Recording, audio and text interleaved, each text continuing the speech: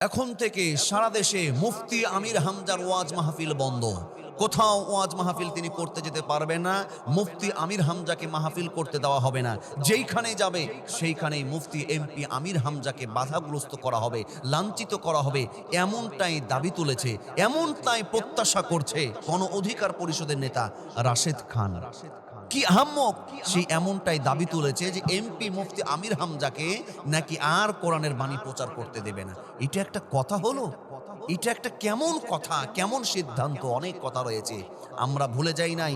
কিছুদিন পূর্বে আপনারা দেখেছেন কুষ্টিয়া রাজপথে এমপি মুফতি আমির হামজাকে শহীদ ওসমান হাদি ভাইয়ের কায়দায় তাকেও বিদায় করার জন্য তারা সেই ষড়যন্ত্র করেছে, স্বৈরাচারী কায়দায় মুফতি আমির হামজা ভাইকে আক্রমণ করেছে। আমরা কোন দেশে বসবাস করছি? আমরা কোথায় এসে পৌঁছেছি যে একজন এমপি যেইখানে নিরাপদ না, আপনি আমি কেমনে নিরাপদ ফিল করি? আপনি আমি কিভাবে নিরাপদ, নিজেকে নিরাপদ দাবি করি?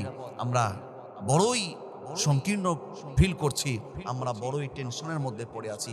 এটা কিভাবে সম্ভব? একজন এমপি যখন রাস্তায় নিরাপদ না, আপনি আমি কি নিরাপদ ভাবছেন? কখনো নয়। অত্যন্ত দুঃখজনক হলো সত্য, তারা মুফতি আমির হামজাকে আক্রমণ করেছিল, মারতে গিয়ে পরে মার খেয়েছে, পরে এখন তাদেরকেই দোষারোপ করছে, উল্টাপাল্টা কথা বলছে।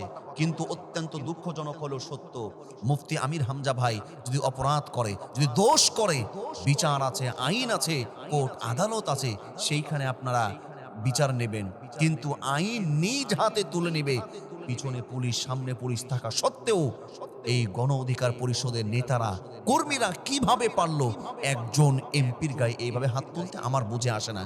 কিন্তু বড় টেনশন আর আশ্চর্যের বিষয় হলো কি জানেন? তারা এর সাথে এই কথা কেন যোগ করেছে? রাশেদ খান এই কথা কেন বলছে যে মুফতি আমির হামজাকে আর ওয়াজ মাহফিল করতে দেওয়া হবে না, আর ময়দানে লেকচার দিতে দেওয়া হবে না? তাদের উদ্দেশ্য হলো মুফতি আমির হামজার কণ্ঠ বন্ধ করা নয়, তাদের উদ্দেশ্য, টার্গেট হলো কোরআনের বাণী যেন কেউ প্রচার না করতে পারে, কোরআনের বাণী মুছে ফেলার জন্য তাদের এই পাইতারা। কিন্তু আল্লাহ সুবহানাহু ওয়া তাআলা যুগে যুগে তিনি প্রমাণ করেছেন, দেখিয়েছেন, কোরআনের বাণী যারা প্রচার করে, কোরআনের আওয়াজ কেউ ফুৎকার দিয়ে নিভাতে পারবে না। আল্লাহ সুবহানাহু ওয়া তাআলা তিনি এইভাবে বলেন, يريدون ليطفئوا نور الله بأفواههم والله متم نوره ولو كره الكافرون। তারা তাদের মুখের ফুৎকারে আল্লাহর নূরকে নিভিয়ে দিতে পারবে না, অথচ তারা জানে না আল্লাহ তার নূরকে পূর্ণ করবেই করবে, যদিও কাফেররা তা অপছন্দ করে।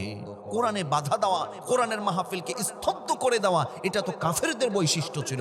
অন্য জায়গায় আল্লাহ বলছেন, ওয়াকালাল্লাযীনা কাফারু লা তাসমাউ লিহাযাল কুরআন ওয়ালগাউ ফীহি লাআল্লাকুম তাগলিবুন। কাফের বেঈমানরা তারা বলতো যে তোমরা কোরআনের যেখানে আওয়াজ হবে, কোরআনের তেলাওয়াত হবে, সেইখানে হট্টগোল গন্ডগোল করবে, সেইখানে মারামারি হানাহানি করবে।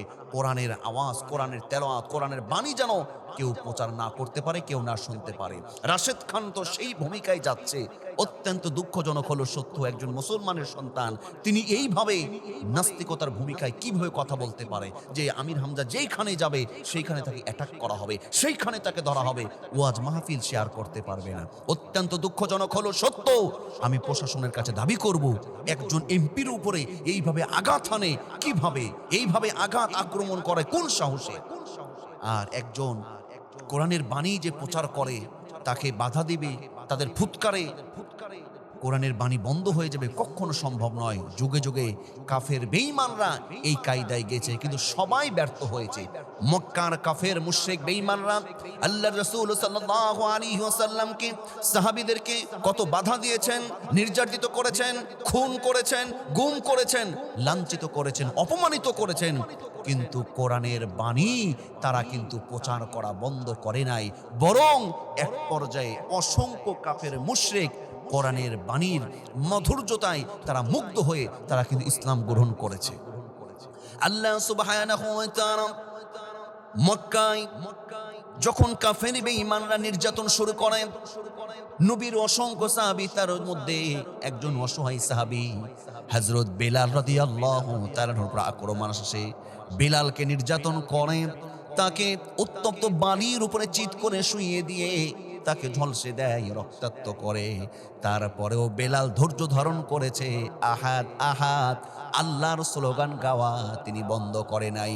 এই বেলাল জীবনের বিনিময়ে তিনি টিকে থেকেছেন। এক পর্যায়ে এই বেলাল রাদিয়াল্লাহু তাআলা আনহুকে আল্লাহ পাক ইসলামের প্রথম মুয়াজ্জিন, যেই মসজিদে নববীর ইমাম হলেন রাসূলুল্লাহ সাল্লাল্লাহু আলাইহি ওয়াসাল্লাম, সেই মসজিদে নববীর ইসলামের প্রথম মুয়াজ্জিন বেলাল হয়ে গেছে। বলি সুবহানাল্লাহ। কোরআনের নূরকে কেউ ফুৎকার দিয়ে, ধমক দিয়ে, আঘাত দিয়ে বন্ধ করতে পারবে না। আপনারা লক্ষ্য করেছেন ফ্যাসিদ স্বৈরাচার 17 বছর কোরআনের পাখিদের, আলেমদের আওয়াজ বন্ধ করতে পারে নাই, ওয়াজ মাহফিল বাধা সৃষ্টি করতে পারে নাই। আর এই 2 দিনের নেতা নাশেদ খান কিভাবে পারবে? অসম্ভব, অসম্ভব। তার কারণ যারা কোরআন প্রচার করে, যারা দ্বীন প্রচার করে, ইসলাম আল্লাহ রাসূলকে প্রচার করে, তাদের কথার চাইতে আর কার কথা শ্রেষ্ঠ হতে পারে? আল্লাহ সুবহানাহু ওয়া তাআলা তিনি এই কথাটা এইভাবেই কোরআনুল কারীমের তিনি বলছেন, ওমান আহসানু কওলাম মিম্মান দাআ ইলাল্লাহি ওয়া আমিলা সালিহান ওয়া ক্বালা ইন্নানী মিনাল মুসলিমিন। তার চেয়ে আর কার কথা অতি উত্তম হতে পারে যে আল্লাহর দিকে ডাকে, আল্লাহর দিকে আহ্বান করে এবং বলে নিশ্চয়ই আমি মুসলমানদের অন্তর্ভুক্ত। আল্লাহ সুবহানাহু ওয়া তাআলা নিশ্চয়ই মুসলমানদের সাথে আছেন। এই জন্য অযৌক্তিক কথাবার্তা বলে দেশকে অস্থিতিশীলের দিকে ঠেলে দেবেন না। আমি অনুরোধ করব, কোরআনের মাহফিল, ইসলামিক মাহফিলকে নিয়ে বাজে মন্তব্য করবেন না। কোনো এই রকম সাহস যারা করেছে, যুগে যুগে দেখেছি, বর্তমান আমরা বাংলাদেশেও দেখেছি, যারা ইসলাম কোরআনের বিপক্ষে অবস্থান করেছে, তাদের পরিণতি কিন্তু আসলেই খুব একটা মঙ্গল হয় না। ওয়াজ মাহফিল বাধা সৃষ্টি করতে পারে নাই। আর এই 2 দিনের নেতা নাশেদ খান কিভাবে পারবে? অসম্ভব, অসম্ভব। তার কারণ যারা কোরআন প্রচার করে, যারা দ্বীন প্রচার করে, ইসলাম আল্লাহ রাসূলকে প্রচার করে, তাদের কথার চাইতে আর কার কথা শ্রেষ্ঠ হতে পারে? আল্লাহ সুবহানাহু ওয়া তাআলা তিনি এই কথাটা এইভাবেই কোরআনুল কারীমের তিনি বলছেন, ওমান আহসানু কওলাম মিম্মান দাআ ইলাল্লাহি ওয়া আমিলা সালিহান ওয়া ক্বালা ইন্নানী মিনাল মুসলিমিন। তার চেয়ে আর কার কথা অতি উত্তম হতে পারে যে আল্লাহর দিকে ডাকে, আল্লাহর দিকে আহ্বান করে এবং বলে নিশ্চয়ই আমি মুসলমানদের অন্তর্ভুক্ত। আল্লাহ সুবহানাহু ওয়া তাআলা নিশ্চয়ই মুসলমানদের সাথে আছেন। এই জন্য অযৌক্তিক কথাবার্তা বলে দেশকে অস্থিতিশীলের দিকে ঠেলে দেবেন না।